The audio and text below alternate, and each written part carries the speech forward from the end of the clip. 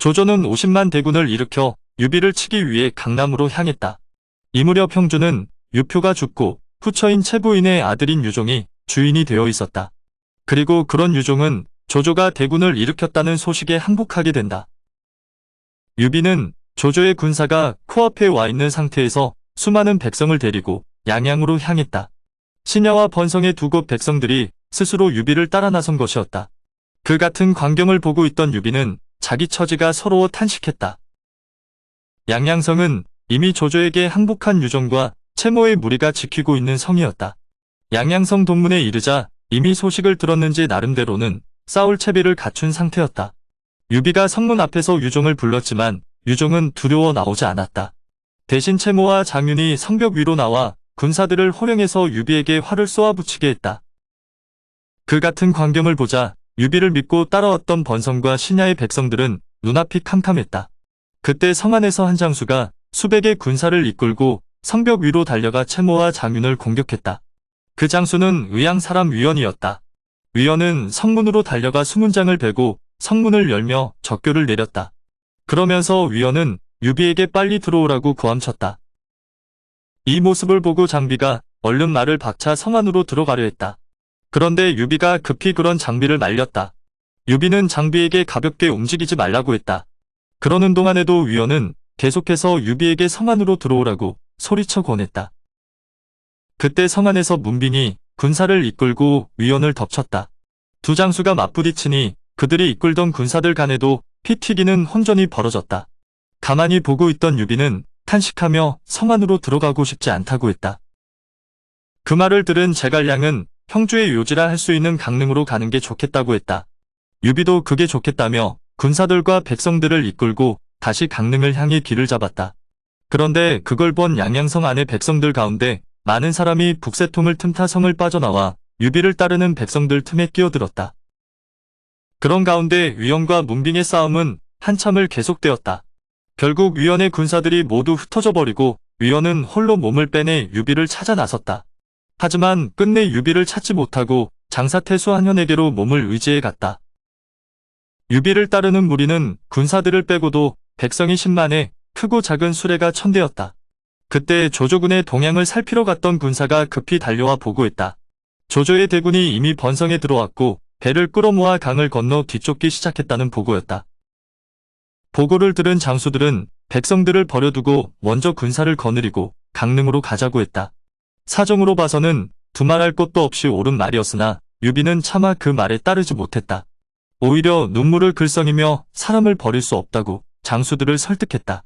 그렇게 되자 유비의 느려 빠진 행군은 그대로 계속되었다. 제갈량은 답답했다. 민심도 중요하지만 당장 등 뒤를 찌를 창칼이 더 급한 문제였기 때문이다. 보다 못한 제갈량은 관우를 먼저 강화로 보내 유기에게 도움을 청해 군사와 배를 빌려오도록 했다. 그렇게 며칠이 지났다.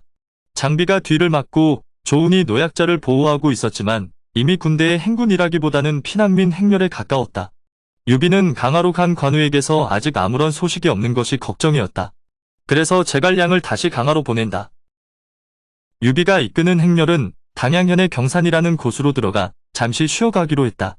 때는 늦가을에서 초겨울로 접어드는 무렵이라 해가 지자 추위와 굶주림에 떠는 백성들의 울음소리가 골짜기를 메웠다.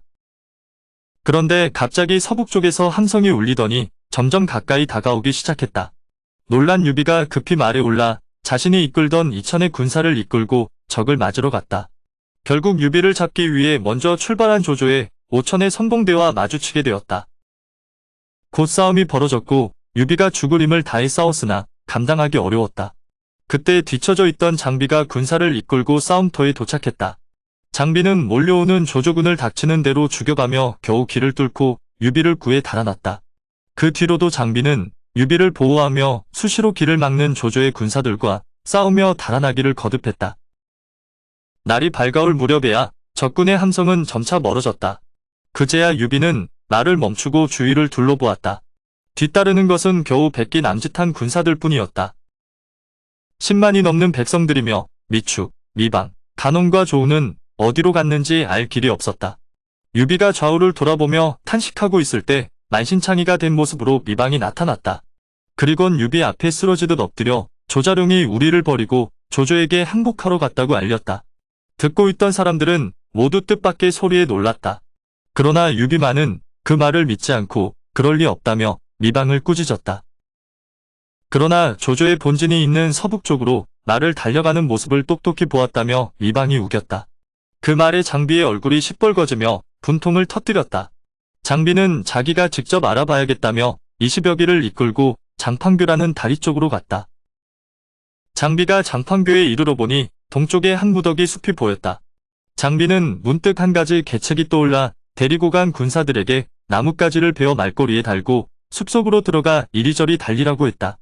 먼지를 높게 치솟게 해서 조조가 숲속에 대군이 숨어있는 것으로 믿게 하기 위함이었다. 이때 조우는 난감한 상황에 처해 있었다. 간밤에 조조군과 날이 새도록 죽을 힘을 다해 싸웠다. 그러나 날이 밝은 뒤에 보니 유비는 간 곳을 모르겠고 유비의 가솔들도 찾을 길이 없었다. 조우는 유비의 두 부인과 그 아들을 찾아야 한다고 생각했다. 그렇게 조우는 말을 박차 적진 속으로 뛰어들게 되었다. 조운이 싸움터로 돌아가 보니 그곳은 이미 눈뜨고 보기 힘든 아비규환이었다. 조우는 이리저리 백성들 사이를 달려가다 풀숲에 눈에 익은 사람 하나가 쓰러져 있는 걸 보았다. 일으켜보니 간홍이었다. 조우는 간홍의 상처도 살펴보지 않고 급하게 두 부인의 행방을 물었다. 간홍이 두 부인과 유선이 적장의 손에 잡혀 끌려갔다고 말했다. 조우는 군사들이 타고 온 말 한 피를 내어 간홍을 태우고 군사를 붙여 부축하게 했다. 그리고 유비를 찾으면 반드시 두 부인과 유선을 찾아 돌아가겠다는 말을 전해달라고 했다. 조운이 장판파란 언덕을 향해 달리고 있을 때 한 사람이 크게 소리쳐 조운을 불렀다. 가서 보니 유비군의 수레를 호송하던 군사였다. 그 군사는 간부인이 맨발로 한 무리의 아낙네들 틈에 끼어 남으로 가는 걸 봤다고 알려주었다. 그 군사의 상처가 컸지만 조운은 그를 돌보아줄 틈이 없었다. 그 말을 듣기 바쁘게 말을 박차 남쪽으로 달렸다. 오래자나 한 무리의 백성이 황급히 남쪽으로 몰려가는 게 보였다. 남녀 합쳐 수백이나 되니 조운이 얼른 간부인을 찾을 수가 없었다. 조운이 한참을 간부인을 소리쳐 찾고 있을 때 무리 속에서 조운을 발견한 간부인이 울먹이며 자신을 알렸다. 조운은 간부인으로부터 모두 흩어져 미부인과 유선의 행방은 알 수가 없다는 소리를 들었다. 조운이 백성들에게 미부인의 행방을 물으려 할 때 비명소리가 들려왔다. 한 무리의 조조군이 또다시 백성들을 덮쳐온 것이었다. 조운이 얼른 땅에 꽂았던 창을 빼어들고 말에 올라 다가오는 적들을 살펴보았다. 그런데 자세히 보니 미축이 묶인 채 실려오고 있었다. 이 무리는 조인의 부장, 순우도가 이끄는 군사들이었는데 미축을 사로잡고 으슥해서 본진으로 전공을 자랑하러 가는 길인 것 같았다. 조운은 되도록 큰 싸움은 피하면서 간부인만 지키고 싶었다. 하지만 미축을 모르는 척 할 수 없어 말을 박차 똑바로 순우도를 덮쳐갔다. 순우도가 그것을 보고 칼을 뽑아 휘두르기는 했으나 조운의 한 창에 찔려 죽고 말았다. 조운은 미축을 구하고 말 두 피를 빼앗았다. 빼앗은 말의 간부인을 오르게 한 조운은 앞장서서 적군을 죽이며 길을 열었다. 조운이 겨우 위기를 벗어나 장판교에 이르니 다리 위에 홀로 말을 타고 서 있던 장비가 대뜸 조운에게 배신자라며 호통쳤다. 피를 뒤집어 쓰다시피 하며 간부인을 구해 나온 조운이 듣기에는 기막히고 분한 말이었다. 그러나 장비의 성정을 잘 아는 조운은 굳이 장비를 탓하려 하지 않았다. 다만 조운은 간부인을 장비에게 넘기고 자신은 미부인과 유선을 찾아올 것이라며 겨우 몇 기만을 거느린 채 다시 말을 박차 온 길로 되돌아갔다. 조운이 말을 달려가다가 젊은 장수 하나와 맞닥뜨렸다. 조운은 말을 주고받을 것도 없이 곧바로 그 장수를 향해 창을 내밀었다. 상대편 장수도 철쟁을 들어 맞섰으나 둘의 말이 엇갈리기 무섭게 결판이 나고 말았다. 조운의 창에 죽은 자는 조조의 칼을 메고 조조를 따르는 장수인 하우운이었다. 조조에게는 위청검이란 보검과 청홍검이란 보검이 있는데 위청검은 조조 스스로 차고 청홍검은 하우운에게 주어 그걸 차고 항시 뒤따르게 해왔다. 이날 하우운은 군사 약간을 데리고 노략질에 정신이 팔려 있다가 갑자기 조운과 부닥치게 된 까닭에 힘 한번 제대로 써보지 못하고 죽고 말았다. 조운이 죽은 적장의 등에 있는 칼이 예사로운 물건이 아님을 한눈에 알아보고 칼을 빼앗아 살펴보니 칼 등에 청홍이란 두 글자가 금으로 새겨져 있었다. 조운은 보검을 거두어 꽂은 뒤 다시 창을 들고 겹겹이 둘러싸인 적진 속으로 뛰어들었다. 어느새 뒤따르던 몇 기마저 모두 죽고 오직 조은 혼자였다. 그렇게 만나는 백성들마다 길을 막고 묻는데 한 사람이 가까운 담장을 손가락질하며 한 부인이 어린아이를 안고 저쪽 담장 무너진 곳에 앉아 있는 것을 봤다고 알려주었다. 그 사람의 말에 따르면 부인이 왼쪽 허벅지에 창을 찔려 걷지 못하는 것 같았다고 했다. 조은은 그 말을 듣기 바쁘게 담장 있는 곳으로 갔다. 가보니 불에 탄 집을 두르고 무너져 내리다만 흙담이었다. 그리고 그 담 곁에 있는 마른 우물가에서 미부인이 유선을 아는 채 흐느껴 울고 있었다. 조은이 급히 미부인에게로 가니 미부인도 조은을 보고 울음을 그쳤다. 미부인은 조은에게 유선을 유비에게 무사히 데려다 주라며 자신은 모든 것을 체념한 사람처럼 부탁했다. 조은이 미부인의 그런 모습을 보며 펄쩍 뛰었다. 무슨 일이 있어도 미부인과 유선을 구해가겠다는 조은의 말을 듣고 미부인은 가만히 고개를 가로저었다. 두 사람이 그러고 있는 동안 주변에서 조조군의 함성이 들려오기 시작했다. 조은은 미부인에게 어서 말에 오르라 권했지만 오히려 미부인은 조은을 재촉해 빨리 떠나라고 유선을 내밀었다. 조은이 계속해서 말에 오르기를 간청할 뿐 유선을 받아들지 않자 미부인은 가만히 유선을 땅에 내려놓고 몸을 뒤집어 마른 우물로 뛰어들었다. 조은이 놀라 내려다보았을 때는 이미 숨을 거두는 중이었다. 조은은 부인이 이미 숨진 걸 알자 조조의 군사들이 그 시체를 훔쳐갈까 두려워 흙담을 밀어 무너뜨려 마른 우물을 덮어버렸다. 그러고는 갑옷끈을 풀어 가슴을 보호하는 쇠판 아래 유선을 품고 단단히 메었다. 채비를 마친 조은이 창을 들고 말에 막 뛰어올랐을 때 조응의 부장 안명이 군사를 이끌고 조은에게 덤벼들고 있었다. 그러나 안명은 힘 한번 제대로 써보지 못하고 조은의 창에 찔려 말에서 떨어졌다. 조은은 그대로 군사들을 흩어버리며 달려나가기 시작했다. 하지만 오래자나 다시 장압의 군사들이 길을 막았다. 조은은 자신의 이름도 밝히지 않고 곧바로 창을 들어 장압을 찔러갔다. 장압도 그런 조은과 맞서 싸우니 둘은 쉽게 결판이 나지 않았다. 조은은 품에 감춘 유선 때문에 싸움을 길게 끌고 싶지 않았다. 한 차례 큰 공격으로 장압을 주춤하게 한 뒤에 말머리를 돌려 달아나기 시작했다. 장압이 그런 조은의 뒤를 쫓았다. 한참 도망가다 조은은 외마디 비명과 함께 커다란 흙구덩이로 떨어졌다. 장압은 이때다 싶어 창을 들고 흙구덩이로 갔다.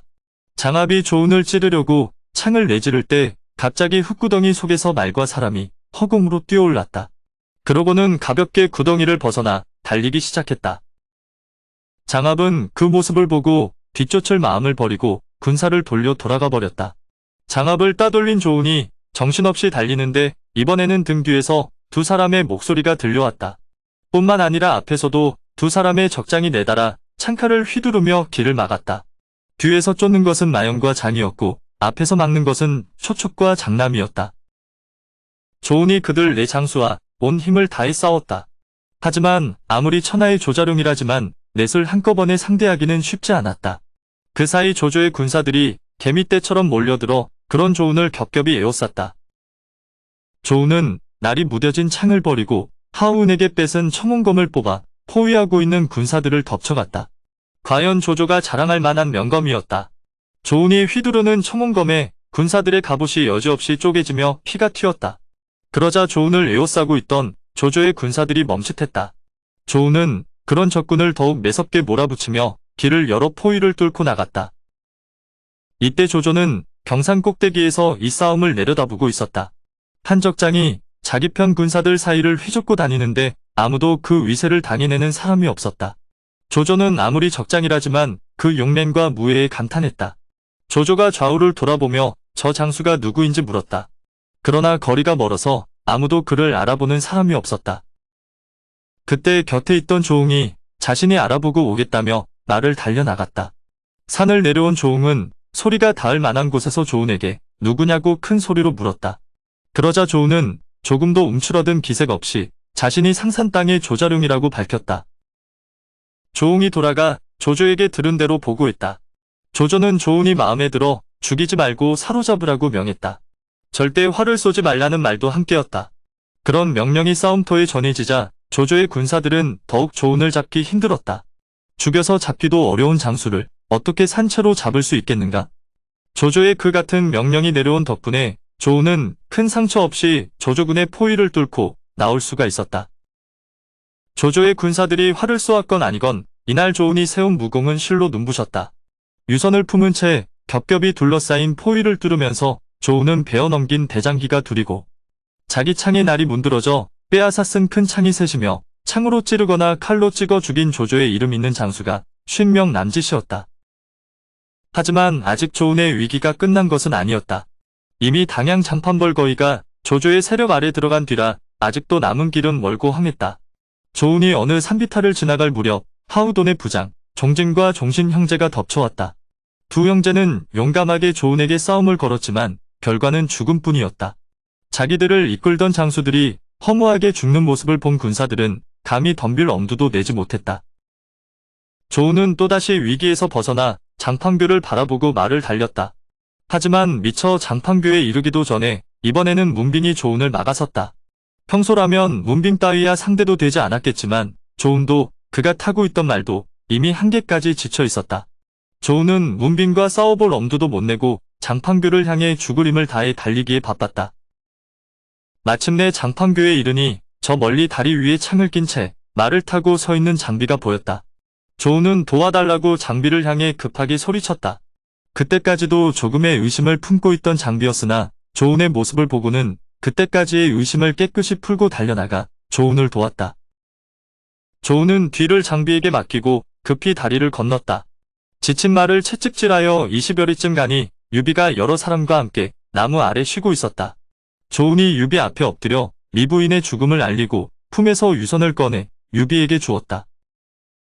유비는 조운이 목숨 걸고 구해온 유선을 받자마자 너 때문에 훌륭한 장수 하나를 잃을 뻔했다며 땅에다 내던져 버렸다. 한편 조운을 쫓던 문빙은 장판교에 이르러 주춤했다. 장비가 창을 잡고 말 위에 홀로 앉아있는데 다리 동쪽의 숲 뒤에서는 자욱한 먼지가 일고 있었기 때문이다. 마치 수만 복병을 그 숲속에 숨겨놓고 장비 혼자서 조조군을 유인하려는 것처럼 보였다. 그런 의심이 생긴 문빙은 말을 세우고 감히 장비에게 다가가지 못했다. 그렇게 조금 시간이 지나니 조인, 이전, 하후돈, 우금, 하후연, 악진, 장효, 장압, 허저 등 조조의 맹장들이 각기 군사를 이끌고 문빙 곁에 이르렀다. 하지만 그들 역시 문빙과 마찬가지로 매복이 의심되어 움직이지 못했다. 그들은 모두 제갈량이 무슨 계략을 꾸며놓고 자신들을 유인하는 것이라 생각했다.